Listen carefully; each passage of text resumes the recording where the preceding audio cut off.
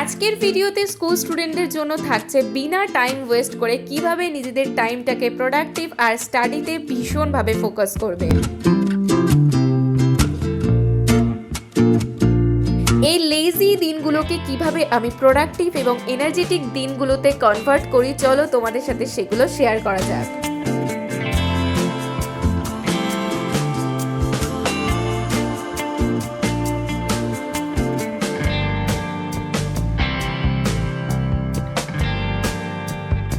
Hi everyone, Radhe Radhe সবাইকে। প্রত্যেক দিনের মর্নিং রুটিনটা আজকে একটুখানি চেঞ্জ হয়ে গেছে। অলরেডি আজকে 8টা বেজে গেছে ঘুম থেকে উঠতে। মানে ঠিক বুঝতেই পারছো আজকে ঠিক কতটা দেরি করে ফেলেছি ঘুম থেকে উঠতে। আসলে কি জানো তো, শীতের পর হঠাৎ করে যেহেতু বেশ গরম পড়ে গেছিল, আর আমাদের এখানে আগের দিন রাত্রে এই 2 দিন ধরে খুব বৃষ্টিও হয়েছে, যার জন্য চিল ওয়েদার ছিল। তাই ভেবেই নিয়েছিলাম যে আজকে একটুখানি দেরি করে ঘুম থেকে উঠবো। আর ঘুম থেকে ওঠার পর বিছানা এলোমেলো থাকলে তো একদমই ভালো লাগে না, যার জন্য বিছানাটাকে ভালো করে গুছিয়ে নিয়েছিলাম। হ্যাঁ, এটা হচ্ছে আমার মায়ের ঘর। রেগুলার তো তোমরা ভিডিওতে আমার রুমটাই দেখো। আজকে আমি মায়ের ঘরেই শুয়েছিলাম, যার জন্য ঘুম থেকে ওঠার পর মায়ের ঘরের বিছানাটাই গোছাচ্ছিলাম। এই ঘরটা একদম রাস্তার যেহেতু ধারে, যার জন্য একদমই আমার ঘুম আসে না। গাড়ি ঘোড়ার প্রচুর পরিমাণে আওয়াজ হয়, তাছাড়া গাড়ির লাইটগুলো চোখে পড়ে। তো কি আর করা যাবে, একটু ইচ্ছে হয়েছিল তাই মায়ের কাছে শুয়েছিলাম। আর একটু আগেই তো তোমাদেরকে বলেই দিলাম আজকের ওয়েদারটা ভীষণ ঠান্ডা ছিল, যার জন্য সোয়েটার তো অলরেডি আমি আলমারিতে তুলে দিয়েছি। সোয়েটার তো বার করতে পারবো না, যার জন্য ওড়না চাদরের মতন করে মুড়ি দিয়ে নিয়েছিলাম। আর ঘুম থেকে ওঠার পর আমি তো বোতলে যতটুকু জল থাকে পুরোটা ইনটেক করার চেষ্টা করি, তারপর বিছানাটা ছাড়ি। সারা রাতের যেহেতু একটা লেন্দি টাইম চলে যায়, সেই জন্যই আমাদের ডিহাইড্রেশনের প্রবলেম যাতে না হয়, তার জন্য ঘুম থেকে উঠেই খালি পেটে বেশ অনেকটা জল খেয়ে। যেহেতু আজকে ঘুম থেকে উঠতে দেরি হয়ে গেছে, তাই টু ডু লিস্ট মেনটেন করা একটু প্রবলেমের ব্যাপার হয়ে যাচ্ছে। তাই বলে আজকের দিনটা একদমই ওয়েস্ট করব না, বরং এই টাইমটাকে ওয়েস্ট না করে স্টাডির দিকে ফোকাস করার চেষ্টা করব। তোমাদের যাদের ধরো বোর্ড এক্সাম এখন শেষ, তারপরে নিশ্চয়ই অনেকেই বেশ একটা রেস্ট নিয়ে নিচ্ছ। তবে একটা কথা যদি তোমাদেরকে এখন বলি না, তোমরা কাল থেকেই পড়া আবারও শুরু করে দেবে। হয়তো জিনিসটা তোমরা জানো, তবে বেশ কিছু স্টুডেন্টদের মধ্যে এই জিনিসটা আমি দেখতে পেলাম যে এখনকার স্টুডেন্টরা কত অ্যাডভান্স। মানে বোর্ডস দেওয়ার পর আমরা যেমন 2-3 মাস রেজাল্টের অপেক্ষায় থাকতাম, এখনকার স্টুডেন্টরা তো অলরেডি সিলেক্ট করেই নিয়েছে যে আর্টস নেবে নাকি সায়েন্স নেবে নাকি কমার্স, আর টিউশন তো শুরু করেই দিয়েছে।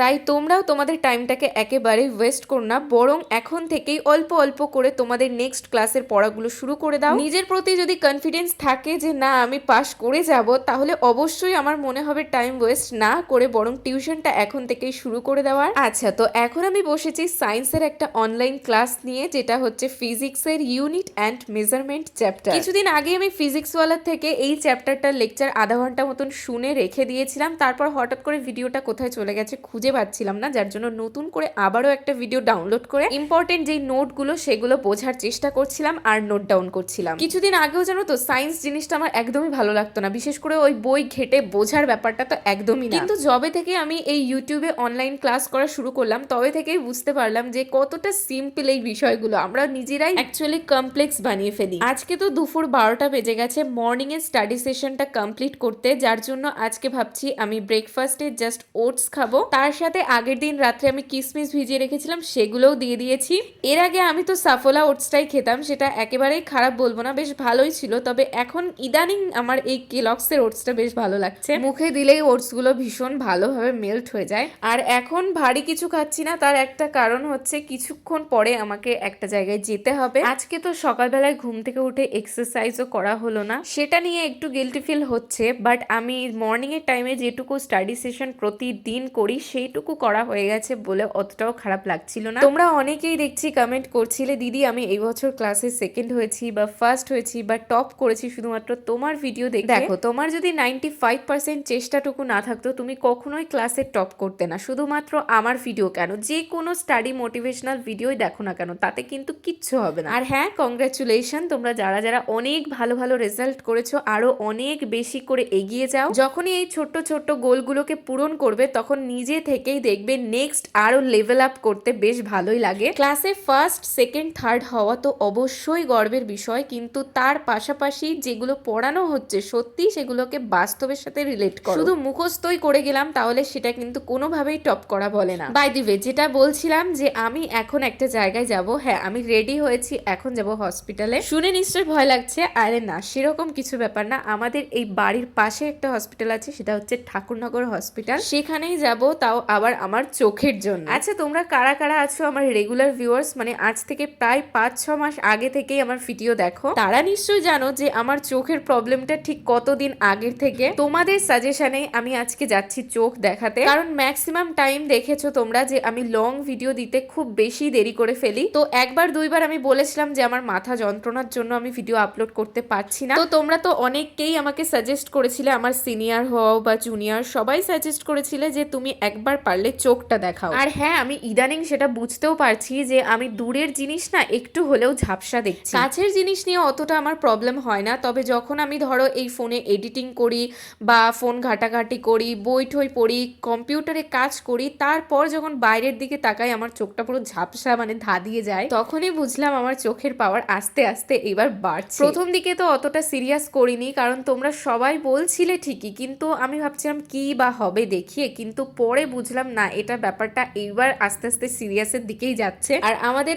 এই নিয়ারেস্ট হসপিটালেই চোখ একেবারে ফ্রিতেই ট্রিটমেন্ট করানো হয়। এর আগের দিনও এসেছিলাম, সেই দিন আমাকে বলেছিল একটা ড্রপ ইউজ করতে, তারপর পরের সপ্তাহে আসতে তারা চেক আপ করবে। প্রথম দিকে একটু ভয় ভয়ে ছিলাম যে আমার চোখে আবার কিছু করে দেবে না, বাট সেরকম কিছুই নেই, বরং ডক্টররা ভীষণই পোলাইট, ভীষণই ফ্রেন্ডলি। তো আমার চোখের কিছু পিকচার ওরা ক্লিক করার পর বুঝলো যে আমার একটা চোখে হয়েছে -0.50 আর আরেকটা চোখে হয়েছে -0.75। তাই পরপর একটা করে গ্লাস বসিয়ে আমাকে ফাইনাল করলো যে এই ধরনের একটা পাওয়ারের চশমা আমাকে ব্যবহার করা শুরু করে দিতে হবে এখন থেকে। আজকে 1 ঘন্টার মধ্যেই কাজ মিটে গেছিল, খুব একটা ভিড় ছিল না, তাই সোজা একেবারে বাড়ি চলে এসেছি। এখন যাবো এবার স্নান করতে। আচ্ছা তোমরা একটা জিনিস আমাকে সাজেস্ট করো, তোমরা কারা কারা চশমা ইউজ করো? তোমাদের চশমা ইউজ করার ক্ষেত্রে তোমাদের আগে যেই পাওয়ার ছিল সেটার থেকে বেশি হয়েছে বা কম হয়েছে, নাকি ঠিকঠাক আগের থেকেও চোখটা বেটার আছে? অবশ্যই আমাকে জানাও, কারণ আমার চশমা ইউজ করতে জানি না কেন ভীষণই ভয় লাগছে। কারণ চশমা ইউজ করা মানে বুঝতেই পারছো চোখটা একেবারে চশমার ওপরই নির্ভরশীল হয়ে থাকে। আর যাদের এখনো পর্যন্ত চশমা চোখে পড়েনি তাদের ভীষণভাবে আমি রিকোয়েস্ট করছি ফোনটা একটুখানি কম ঘাটা শুরু করো, কারণ আমি তো নিজের ইচ্ছাতেই এডিটিং করার চক্করে চোখটাকে নষ্ট করে ফেলেছি। কারণ চোখ জিনিসটা সত্যি খুবই সেন্সিটিভ, যে কোনো জিনিস যখনই খারাপ হয় তখনই আমরা সেটার মূল্য বুঝি। বাট যেটা তোমাদেরকে কমেন্টে জানাতে বললাম, অবশ্যই কিন্তু জানিও যে চশমা ইউজ করা কি বেটার, বা চশমা ইউজ করলে অ্যাকচুয়ালি কি বেনিফিট হয়, নাকি আরো বরং পাওয়ার বাড়তেই থাকে বা ক্ষতি হতে থাকে। তো নাও স্নান করে আসার পর এখন একটা ময়শ্চারাইজার অ্যাপ্লাই করে নিচ্ছি। আজকের দিনটা খুবই ছোট্টভাবে কাটলো, কিন্তু কি আর করা যাবে, টাইমটাকে তো আর ওয়েস্ট করলে হবে না। স্নান করে তো আমি সোজা এখন চলে এসেছি ছাদে একটুখানি গাছেদের সাথে সময় কাটাবো বলে, কারণ আমার দুপুরের প্রত্যেকটা দিনের একটাই কাজ ম্যান্ডেটরি, সেটা হচ্ছে গাছেদের সাথে সময় কাটানো। তো ছাদে যখন চলেই এসেছি তাই ভাবলাম চলো তাহলে, অনেক দিন তোমাদের নামগুলো শাউট আউট করা হয় না, আজকে তাহলে আমার প্রিয় কয়েকটা সাবস্ক্রাইবাররা, অবশ্য সবাই আমার প্রিয়, তবে যারা বেশি বেশি করে আমাকে কমেন্ট করে, বারবার করে রিকোয়েস্ট করে দিদি আমার নামটা একটু ভিডিওতে নাও, তাদের নামগুলো চলো তাহলে আজকে শাউট আউট করা যাক। প্রথমে আমি শাউট আউট করছি হচ্ছে মনিকা, প্রতীক্ষা, সুপর্ণা, পায়েল, তারপর লাস্ট হচ্ছে সম্পূর্ণা। আজকে মাত্র এই 5টা নাম শাউট আউট করলাম, মনিকা, প্রতীক্ষা, সুপর্ণা, সম্পূর্ণা, পায়েল। তোমাদেরকে অনেক অনেক থ্যাংক ইউ এত সুন্দর আমার ভিডিওতে কমেন্ট করার জন্য। আর হ্যাঁ, সবসময় আমাকে এইভাবেই সাপোর্ট করে যেও, ভালোবেসে যেও।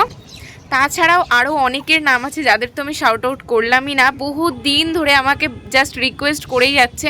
দেখো সত্যি বলতে এখন আর কমেন্ট সেকশনটা খোলার সময় হচ্ছে না, তবে সামনের দিকে যেগুলো দেখেছি আজকে সেগুলোই শাউট আউট করলাম। আর নেক্সট ভিডিওতে আবারও আমি তোমাদের অনেকের নাম শাউট আউট করবো, তোমরা কমেন্টে জানিও। আর হ্যাঁ, তোমাদের সাথে একটা কথা আমার বলার আছে, সেটা হচ্ছে তোমরা অনেকেই আমার ভিডিওতে কমেন্ট করছো দিদি ক্লাস 4-এর রুটিন দাও, দিদি ক্লাস 5, 6, 7, 8, 9-এর স্টাডি রুটিন দাও। দেখো তোমরা নিজেরাই ভাবো, ক্লাস 4, 5, 6 প্রত্যেকেরই সাবজেক্ট প্রায় একই, হয়তো কারোর 4টে সাবজেক্ট, কারোর 7টা সাবজেক্ট, কারোর 8টা সাবজেক্ট বা তার বেশি। এইবার আমার স্টাডি রুটিনে কি আমি কখনো এরকম বলেছি যে যাদের 4টে সাবজেক্ট তারা এই টাইমগুলোতে পড়ো? আমি জাস্ট তোমাদেরকে বেসিক কিছু নলেজ দিই যে এই টাইমে এই সাবজেক্টগুলো পড়ে ফেলো, তাহলে কোনো প্রবলেম হবে না, সিলেবাস কমপ্লিট হয়ে যাবে, ব্যাস। তো তোমরা অনেকে তারপরেও কমেন্ট করছো যে সেপারেটভাবে প্রত্যেকটা ক্লাসের জন্য ভিডিও দিতে। অ্যাকচুয়ালি কি সেটা সম্ভব? তোমরাই ভেবে দেখো, যদি আমি ক্লাস 4-এর জন্য আলাদা করে ভিডিও বানাই, সে একই হবে, সেমই হবে। মর্নিংয়ে যেই আমি 6টার সময় ঘুম থেকে উঠছি তখন যা যা করছি সেমই হবে, শুধু তোমাদের বই বা সাবজেক্টগুলো আলাদা হবে, এছাড়া আর কিচ্ছু না। সেই জন্য তোমরা চেষ্টা করো ফলো করার শুধুমাত্র স্টাডি রুটিন। সেপারেট কোনো ভিডিও যদি তোমরা দেখো সেটার থেকে সেরকম কোনো নলেজ পাবে না। আমরা সবসময় চেষ্টা করি কি যে ক্লাস 4-এ থাকলে সবসময় চেষ্টা করি ক্লাস 5-এর যেই পড়াশোনা সেগুলো আগে থেকে কভার করে রাখার চেষ্টা করি। সেমভাবে তোমরা যেই ক্লাসে পড়ো তার থেকে একটু উঁচু ক্লাসে স্টাডি রুটিন দেখো, সেগুলো দেখবে যখন তোমরা দেখছো তাহলে তোমাদের কিছুটা নলেজ আরও বেশি হবে সবার থেকে। তো আমার মনে হয় সেপারেট এইভাবে ভিডিও শুধু শুধু ক্লাসের কমেন্ট না করে তোমরা বরং এক কাজ করো, তোমরা ভালো ভালো কয়েকটা টপিক বলো। অনেকেই তোমরা বলেছো স্কুল রুটিন দাও, এটা সব থেকে ভালো একটা তোমরা বুদ্ধি দিয়েছো এই টপিকে ভিডিও বানানোর।